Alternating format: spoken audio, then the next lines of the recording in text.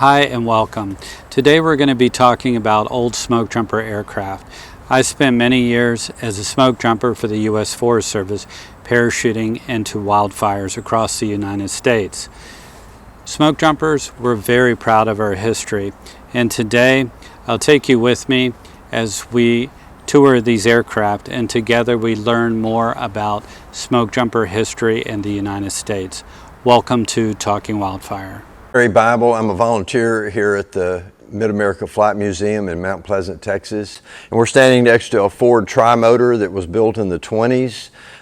This is one of 4 remaining airworthy Ford tri-motors. It was flown just a few weeks ago. In fact, I rode in it a few weeks ago. It was quite an experience. These planes, some people consider this the first airliner. They're smelly, they're noisy, and they're slow, so it's hard to call them an airliner. But they were able to carry passengers from New York to LA in about 24 hours, where at the time in the 20s, your alternative was spending days on a train to make that same trip. So you could call it an airliner. You didn't get in a Ford tri-motor and just go to LA. You got in one, went to a certain distance, took a train, got on another one, went over another part of the route, but in 24 hours of changing vehicles and planes, you could make that trip.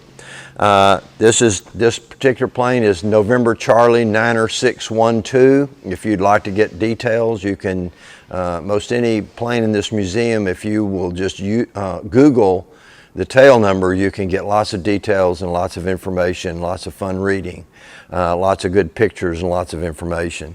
This particular plane is a Pearl Harbor survivor. It was not a military plane, but it was at Pearl Harbor and it was damaged at Pearl Harbor, and the restoration was quite extensive as time went by.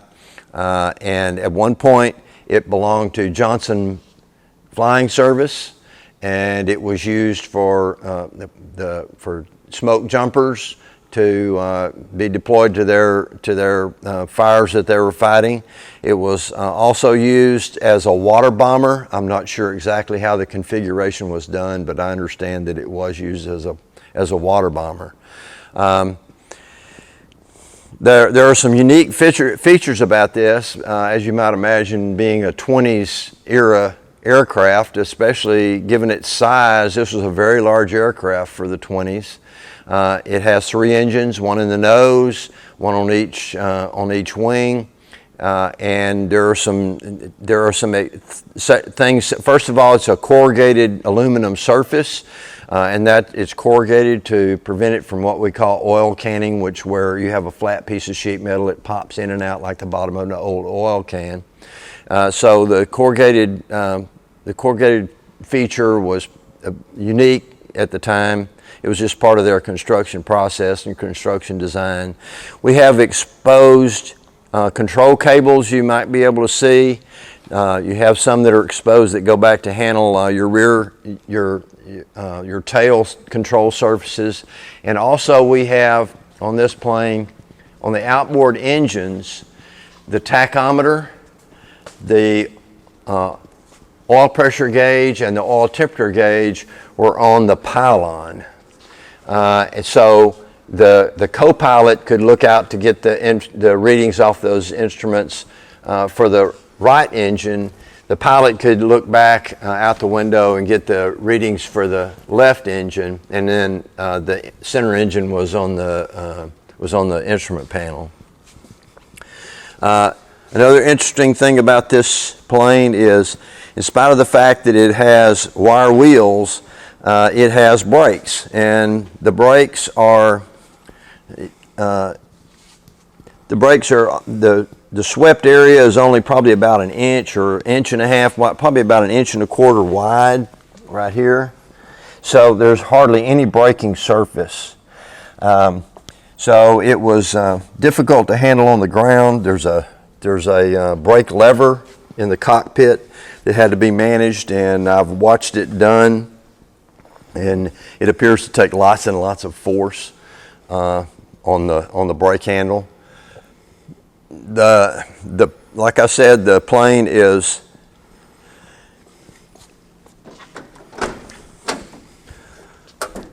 The plane is primitive to the 20s. You can look at the seats and you can see that they were a bit primitive. There's some nice artwork inside, kind of an Art Deco look to the interior, and some nice woodwork in there. You can see in the center of the cockpit is the vertical handle coming up. That's the brake handle that takes so much force. The plane is a handful to fly. It's a tailwheel airplane, as almost all airplanes were before the World War II era.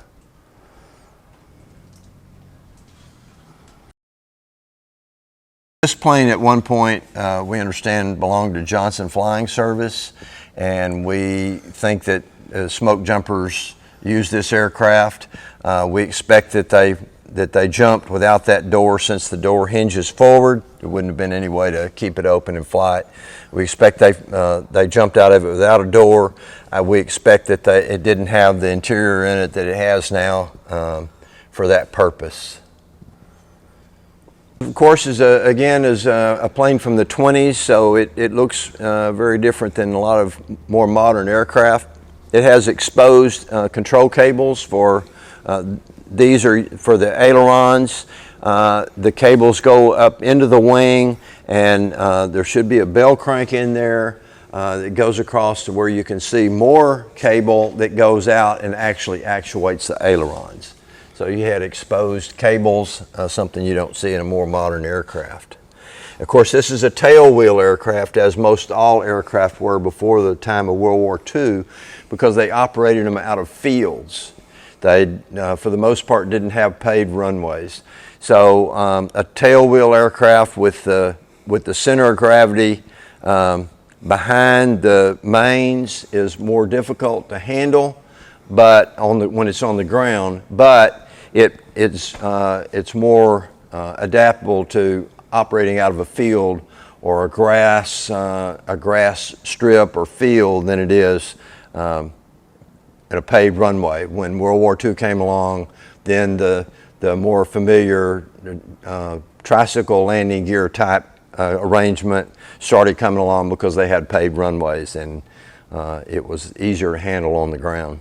We're looking at 3 radial engines that were pretty large radial engines for the day, and because they're a radial engine typically is turned by hand 2 full revolutions before starting to distribute the oil and see that there's no oil or fuel gathered in the low cylinders, and that's pretty standard with a radial engine aircraft. But you don't hand prop this plane. It does have starters, so the pilot starts it from the cockpit, but they do need to be rotated by hand. This plane has wire wheels on the front, which was very common for that era, with wheels for all sorts of vehicles. But it does have brakes of sort that are right here, probably about 1.25 to 1.5 inches of actual braking surface. This is a bus that was built by Henry Ford to support the airline. They built 7 of these buses. All of the doors are on the right side. That allowed them to pull up on the right side of the aircraft, and the passengers could get in and out of the doors on the right side and go in and out of the aircraft around the back through the door, which is in the rear of the aircraft, and that keeps them from being exposed to the propeller on that right side engine. The grill shell, Fordson, was Henry Ford's tractor brand, and we think that was just something that was off the shelf for his tractors. There's a Model A radiator underneath. This has a Model AA, which was the 1-ton truck chassis of the time, drivetrain, and all the coach work was done for only 7 vehicles, so it was custom built. A Model A had the gas tank on the cowl in front of the windshield. Because of the coach work here, the gas cap is actually inside the passenger compartment.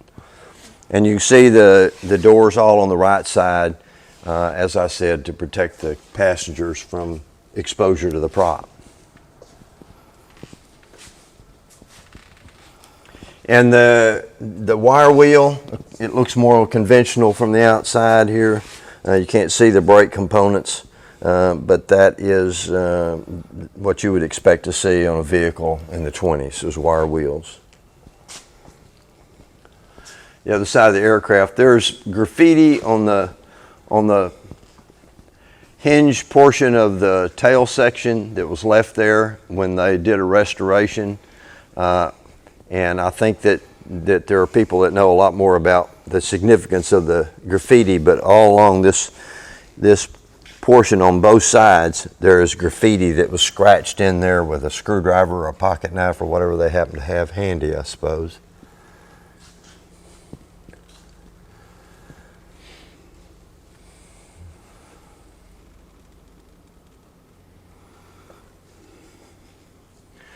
And as you can see, the plane is in pristine cosmetic condition. It's in very good mechanical condition as well. And the aircraft in this museum get flown pretty regularly. Everything, with the exception of a few planes, are in the process of being restored because they have historical significance that warrant it. With the exception of those planes, everything in this museum is airworthy. And this is a Travel Air that belonged to Johnson Flying Service at one point.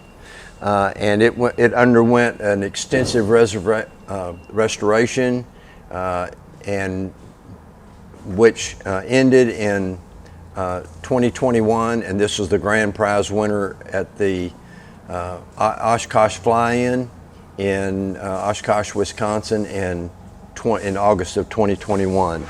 The restoration is a extensive restoration. To give you an idea of to what extent, behind those wheel covers on the main wheels, there are spokes. They're not even exposed, but each spoke has a nut that connects the spoke to the rim, and those nuts are still available. But originally the nut had AN on it, and it was marked AN, the letters AN on those nuts. Those nuts are still available for purchase, but they now have a CD on them. In order to make a more accurate restoration, they had them made with AN on them instead of CD, as it would be if you bought them today. So that's the level of detail that went into the restoration of this aircraft. The seats were a process that most people would look at, including myself, and call them wicker, but it's a different type of a process. It's a twisted paper with varnish. And when they restored the aircraft, they found one lady that said that she would reproduce those seats, but she wanted 1 month per seat to do it. That gives you another idea of how the level of detail that went into the restoration of this aircraft. There's an interesting detail right here that I don't know if we can get on camera, but all these are slot head screws, and all the slots are lined up. You could take a straight edge and put it right down the slots, and that's the level of detail that the restoration of this aircraft went to. This aircraft, if you want to know more about it, the tail number is November Charlie 8112. If you'll just go Google November Charlie 8112, you can get lots and lots of information.